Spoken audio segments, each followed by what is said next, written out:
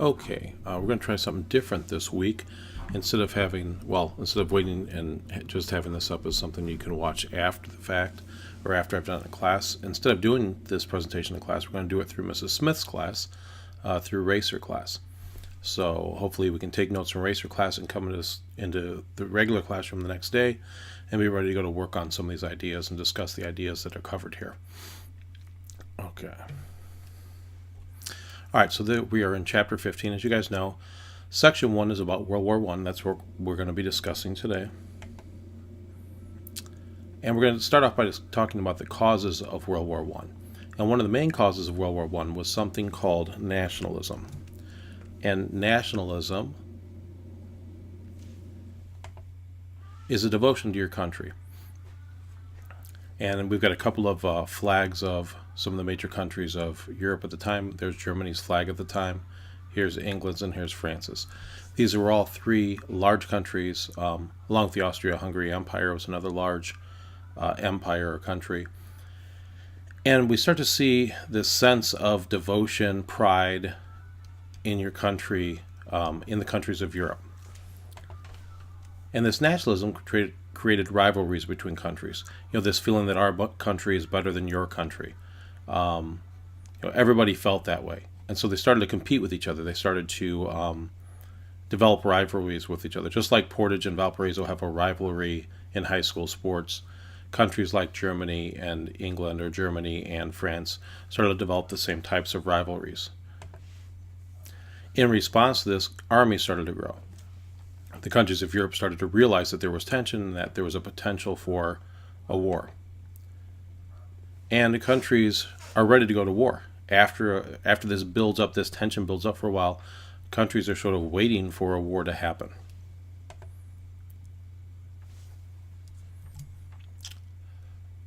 Another cause of World War I are alliances that were developed. And if you think back to the inquiry worksheet that we did, I asked what an alliance was in relationship to TV shows, like Survivor, for example. And as you know, an alliance is an agreement between two countries or more to defend each other, to help each other out, to be on each other's side. So the two main alliances that we want to discuss here are the Triple Alliance. That was Italy, Germany, and Austria-Hungary. And this picture represents the Triple Alliance right here.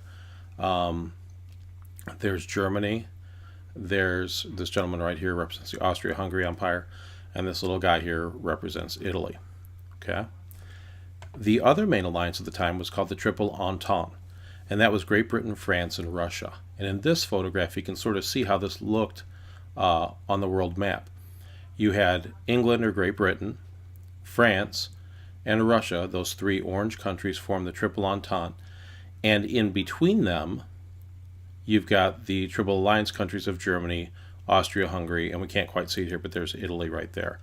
Okay, there's Italy. So basically, your Triple Alliance countries, your Triple Alliance countries are surrounded by the Triple Entente countries. Now, all this tension is building up in Europe. All these countries feel that they're better or superior to each other. They're just waiting for an excuse to start a war. So in the summer of 1914, a Serbian assassin kills Archduke Ferdinand of the Austria-Hungary Empire. Nowadays we have two different countries, Austria and Hungary. But during 1914, that was one big country or empire. And here's a picture of King Ferdinand. And we have actually a photograph from when he was arrested. That's the assassin that came up to his car. He and his wife were riding through the streets, and a Serbian assassin ran up to their car, jumped on the car, and fired a shot that killed both Archduke Ferdinand and his wife.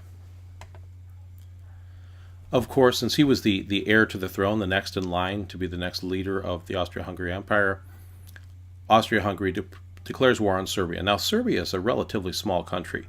It's not very big at all, especially compared to Austria-Hungary. So Serbia needs some help. So they ask one of their allies, Russia, to help them out. Now remember, we said on the last slide that the Triple Entente was England, France, and Russia that had kind of this agreement that they were going to support each other. Russia had a separate agreement with Serbia, the small country. So even though Russia didn't have an issue with anybody, since Serbia got into this war with Austria-Hungary, the Russians were pulled into it. Since the Russians were pulled into it, that pulled England and France into it. Since Austria-Hungary was involved in it, and they were part of the Triple Alliance with Germany and Italy, it pulls Germany into it. So you get this world war where people are involved in the war that really had no problem with each other to begin with. It was one act of aggression, a Serbian assassin killing Archduke Ferdinand, that pulled all these other countries of Europe into the war. And so we end up with a war, the First World War, where you have the Central Powers versus the Allied Powers. And the Central Powers are basically Germany and Austria-Hungary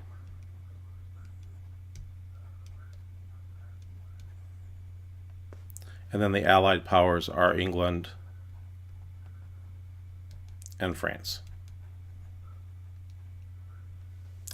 Now you also want to be writing everything down. I should have said that at the start of this, although Mrs. Smith already knows.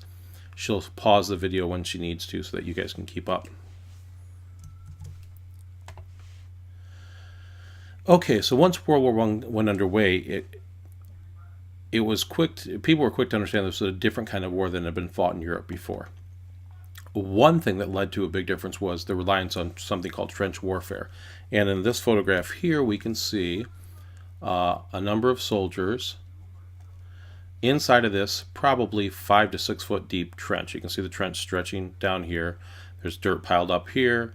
There's dirt piled up here. There's a ridgeline there. Here's the top of the ridgeline of dirt here, and the soldiers are down here. New weapons came about during World War I. The tank. And there was an example of one of the tanks used during World War I.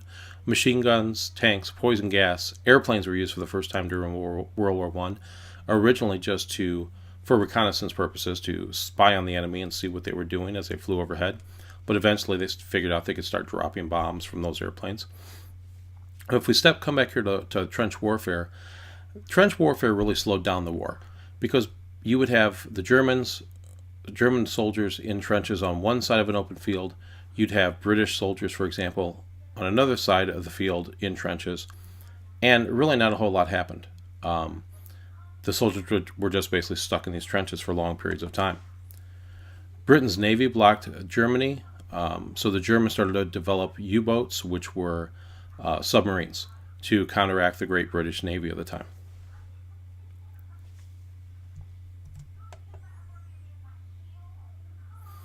Now, initially, the Central Powers, Germany, Austria-Hungary, had control of the war, but eventually the Allied powers win.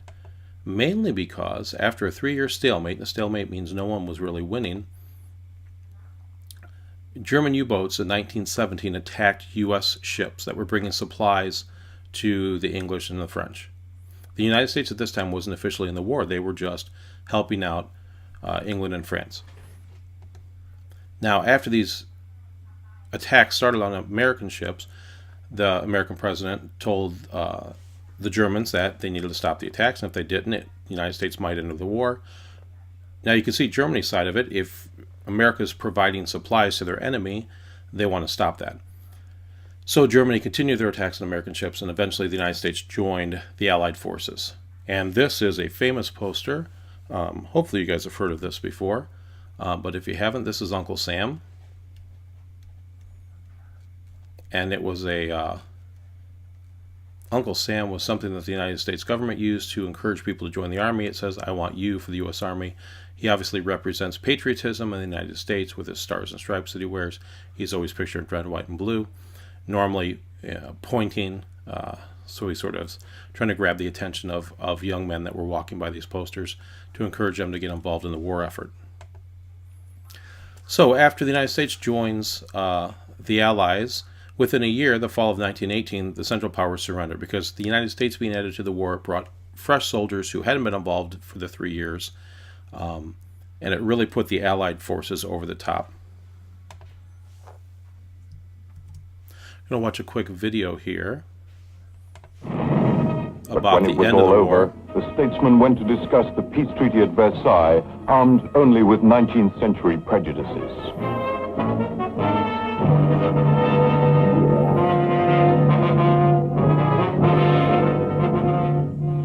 idealism of President Woodrow Wilson would soon be shattered by the harsh practicalities of his European partners. That was the They were American determined president. that never again would the Germans have the opportunity of ravaging France. The treaty dismembered Germany and its allies, the Austro-Hungarian Empire and the Ottoman Empire.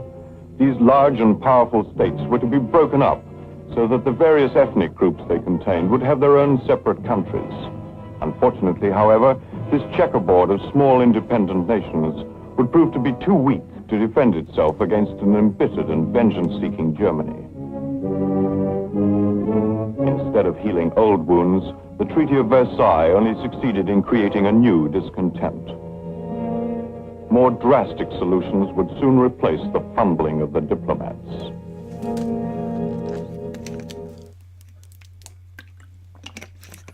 Okay, so on November 11, 1918, World War I comes to an end. 8.5 million soldiers have been killed, 20 million more soldiers have been wounded, not to even count the civilians, people that weren't soldiers that were killed or wounded. And we just saw that short video clip on the Treaty of Versailles. The American president, Woodrow Wilson, when he came to those treaty talks, he wanted to treat Germany fairly. He was afraid that if Germany was treated too harshly, they would react in a negative way. But the leaders of the European countries who Germany had attacked were so angry with Germany, they wanted to punish Germany severely. They wanted to make Germany pay billions and billions of dollars to repair the cities that they had destroyed, for example. And despite President Wilson's wishes, the European leadership made these huge demands of Germany at the Treaty of Versailles, which, as the video talked about, ended up backfiring on them and only making things worse as far as Germany was concerned. Okay, a new Europe. After this war ended, the Treaty of Versailles redrew the borders, as we saw earlier. The Russian Revolution occurred right after the war, which leads to a new form of government called communism, which we'll discuss more in the next section. And communism is a government where the government controls all aspects of people's lives. They control education, they control all businesses. Everything in the country is controlled by the government. And Austria and Hungary get split into two separate countries that they are today. So there's no more Austria-Hungary Empire because, again, they were trying to eliminate any one country or empire from being so strong that they could dominate the rest of Europe. Although, as we're about to see in the next section, that really doesn't help.